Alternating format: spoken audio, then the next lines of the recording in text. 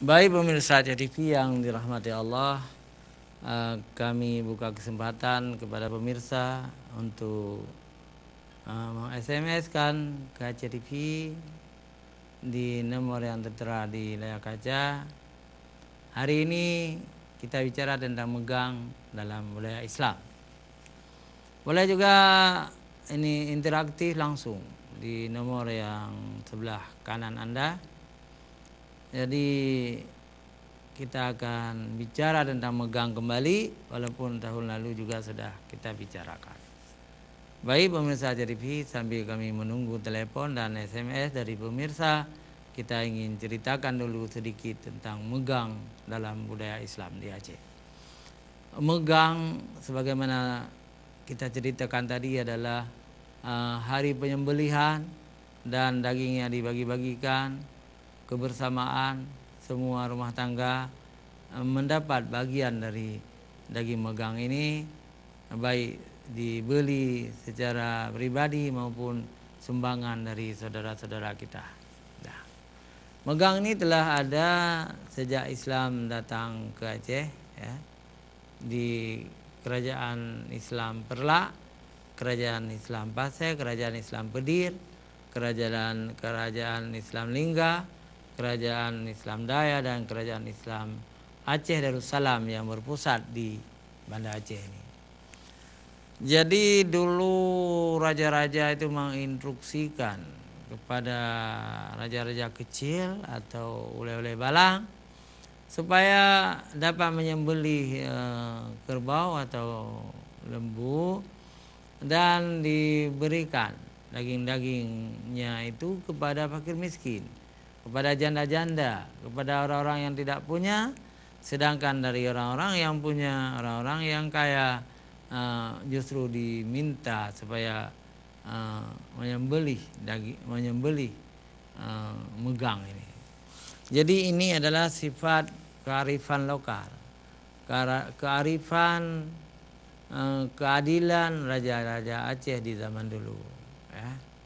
Yang paling sahih ceritanya setelah terbentuknya Kerajaan Aceh Darussalam. Tapi bisa diprediksi, jadi megang seperti ini juga sudah ada dalam Kerajaan Perlak, sudah ada dalam Kerajaan Samudra Paseh, sudah ada dalam Kerajaan Daya, Kerajaan Lingga, dan sebagainya. Karena itu ini sesuatu yang birri, ya. Alal birri wa taqwa, atas kebaikan dan takwa. Ini prediksi kita. Tetapi sejarah menulis megang ini mulai di zaman Kerajaan Aceh Darussalam. Nah, itu boleh saja, ya. Yang jelas kalau kita lihat di segi sosiologi, ya, sosiologi itu ilmu kemasyarakatan. Istilahnya ilmu ukhuwah, ya, ukhuwah Islamiyah. Ini adalah ada kaitannya dengan Islam, ada kaitannya dengan sedekah, ada kaitannya dengan infak, ya, ada kaitannya dengan membantu sesama, ya. Sangat bagus. Banyak sekali dalam Al-Quran ayat-ayat yang mengajak orang-orang kaya ini untuk memberikan makanan kepada fakir miskin.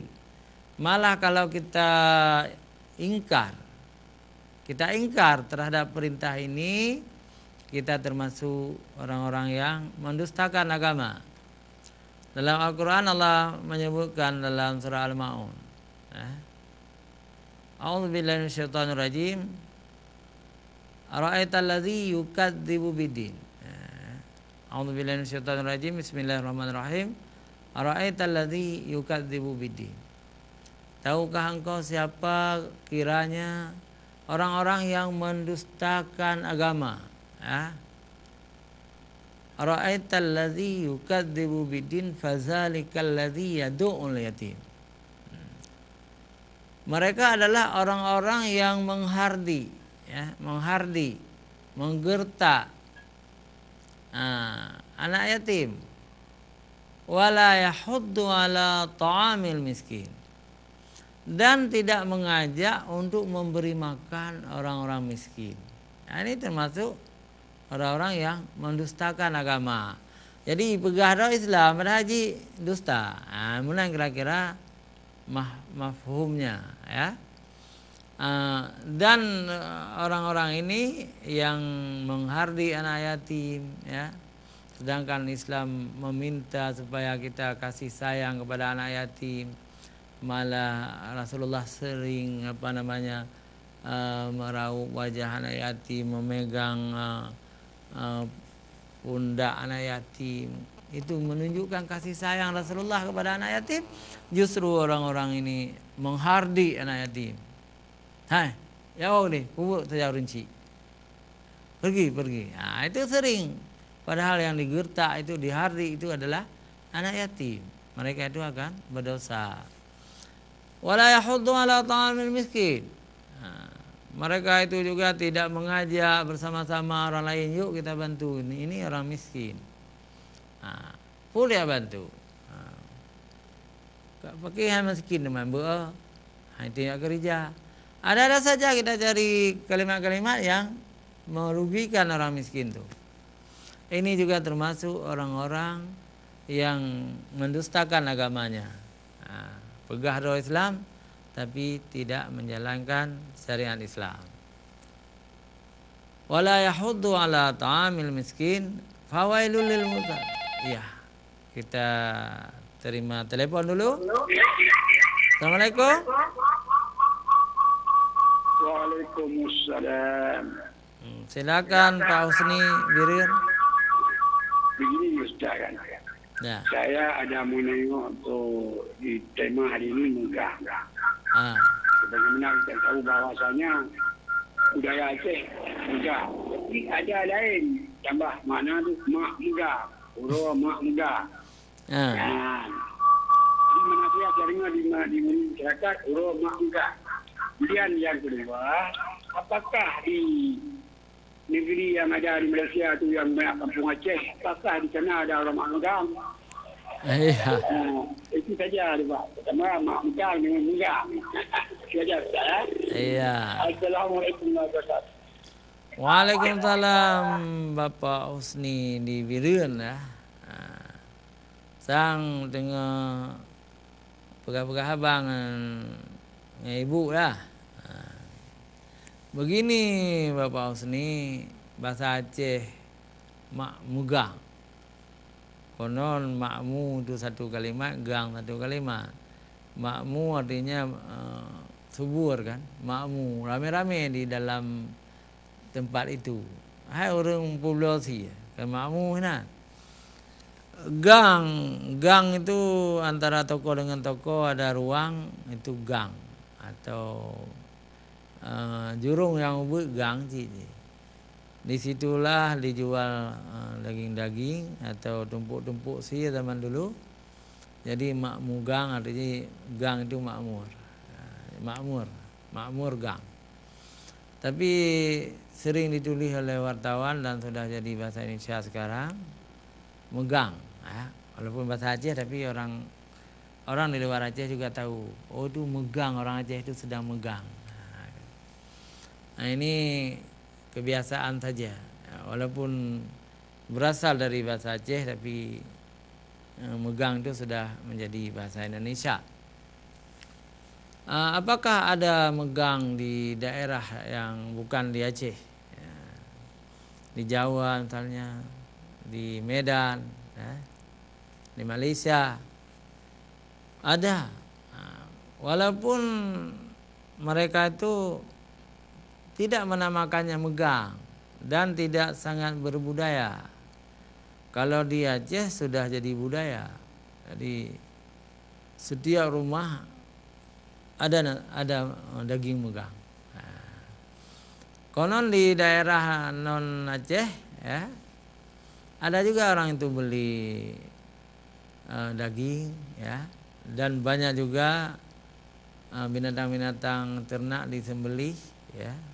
Di Medan, di Palembang, di Jawa, di Banten, ada juga. Tapi karena orang-orang di sana tidak 100% Islam, ada orang Jawa yang Kristen, ada orang Palembang yang Kristen, ada orang Jambi yang Kristen, begitu juga orang-orang daerah lain, maka tidak sangat berbudaya. Ada rumah-rumah mereka biasa aja, nggak ada mereka mencari megang, mencari daging, tidak ada. Di Malaysia ada daerah-daerah Aceh, terutama di wilayah Aceh itu adalah di Kedah, Malaysia, di negeri Kedah, di Pekanian, di Kampung Aceh itu ada megang, ada. Orang-orang Aceh itu membawa budayanya ke sana.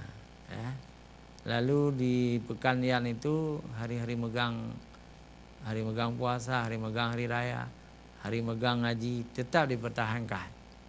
Ada ada di situ, ada hari megang di situ.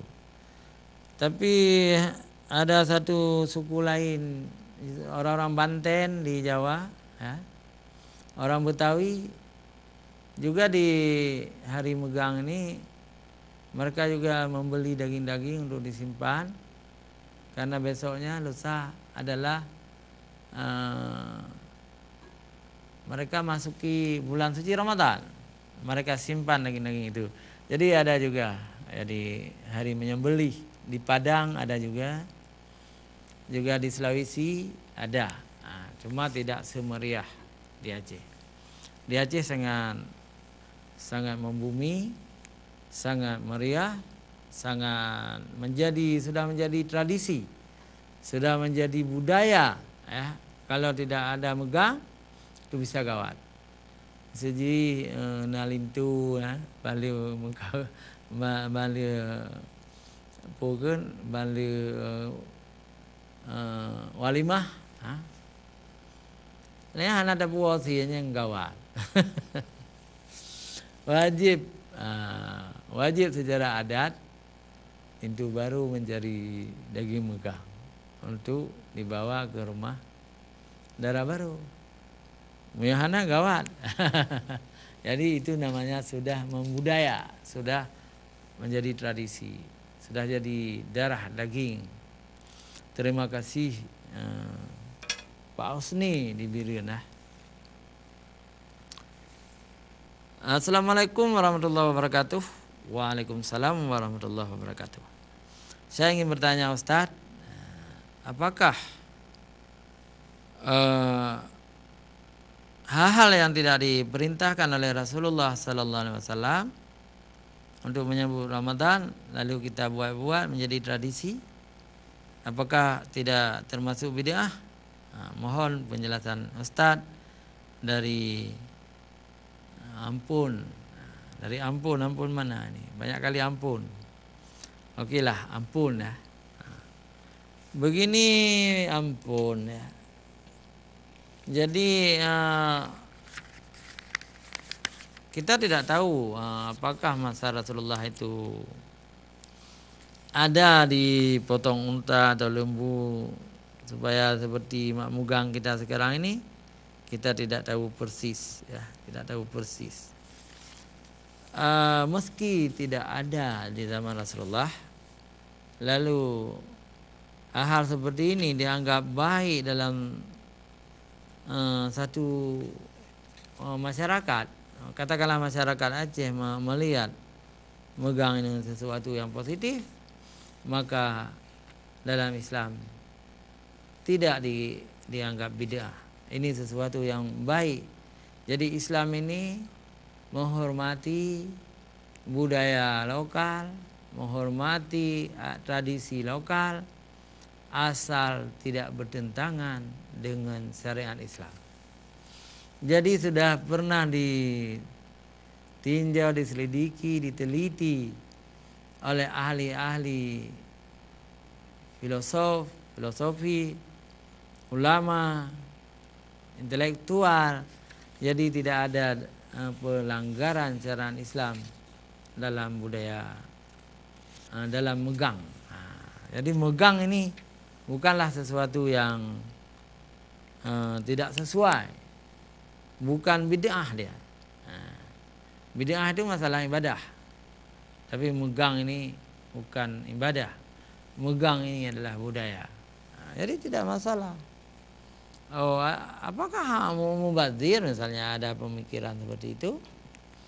Jadi mubadzir juga tidak mubadzir, ampun. Karena sudah beratus-ratus tahun, mungkin hampir 1000 tahun, ya. Orang Aceh selalu menyembelih hewan, tapi hewan tidak pernah berkurang di Aceh, malah bertambah. Kenapa? Karena ada motivasi orang Aceh untuk beternak. Nah, nanti kita jual, megang ini kita jual. Jak dah belah ralumo, nanti raya dah belah orang megang, dan harganya mahal, ya, harganya mahal. Jadi motivasi bagi beternak untuk beternak, untuk memotong rumput, membuat kandang dan menggemukkannya secara syar'i, ya, tidak bertentangan dengan Islam. Demikian, ampun, ya. Dan selanjutnya kita lihat ini ada Pak Edi, ya, Pak Edi Hermansyah. Assalamualaikum warahmatullahi wabarakatuh. Waalaikumsalam. Bapak Ustadz, saya ingin bertanya, apakah di India itu tidak terjadi masalah, Ustadz? Karena orang-orang Hindu menyembah sapi, sedangkan orang Islam menyembelih sapi. Jadi Pak Edi, saya tidak tahu apa yang terjadi di India, ya. Yang jelas India itu sebuah wilayah yang di negeri itu ada Islam, ada Hindu, ada Buddha dan lain-lain, ya. Ada undang-undang negara, ya, undang-undang negara yang memberi kebebasan menjalankan agama masing-masing. Jadi orang Hindu bebas beragama menurut keyakinan mereka, orang Islam bebas beragama menurut keyakinan mereka, dan tidak boleh orang-orang Hindu itu melarang orang Islam menyembelih sapi, karena sapi yang disembelih oleh orang Islam adalah sapi mereka sendiri, dan orang-orang Islam juga tidak boleh melarang orang Hindu menyembah sapi, karena menyembah sapi juga bagian dari ajaran agama Hindu. Jadi toleransi beragama yang dijamin oleh undang-undang di India itu, maka tidak terjadi ketegangan, tidak menjadi masalah antara orang Islam dan orang Hindu. Perlu diketahui, orang Islam di India adalah agama nomor 2 terbesar setelah agama Hindu, ya, setelah agama Hindu. Jadi penduduk agama Hindu tentu lebih mayoritas, Islam minoritas. Mudah-mudahan janganlah terjadi intoleran menyebabkan mereka saling berperang dan saling bunuh-membunuh. Jadi alhamdulillah, ya, berkat undang-undang negara India yang memberi kebebasan kepada warganya untuk memeluk agama menurut keyakinannya masing-masing, alhamdulillah tidak terjadi masalah. Walaupun pernah menjadi masalah, tapi pemerintah India selalu mengakhiri konflik sosial itu. Jadi demikian, ya, Pak Dedi Firmansyah. Dan kita lihat lagi dari Ibu Basyariah, Ibu Basyariah. Assalamualaikum warahmatullahi wabarakatuh. Waalaikumsalam warahmatullahi wabarakatuh. Juga ada dari Pak Rustam. Assalamualaikum warahmatullahi wabarakatuh. Ya. Pada saat sekarang ini kita mengalami wabah corona, sedangkan masyarakat Aceh adalah masyarakat yang plural atau majemuk. Bagaimana mereka menghadapi megang yang tidak lama lagi. Nah, ini Pak Rustam. Ya. Jadi dari Ibu Basyariah dan Pak Rustam hampir senada. Ibu Basyariah juga menanyakan seperti itu. Jawaban kita, ya mudah-mudahan megang ke depan itu dikurangi sedikit kemeriahannya.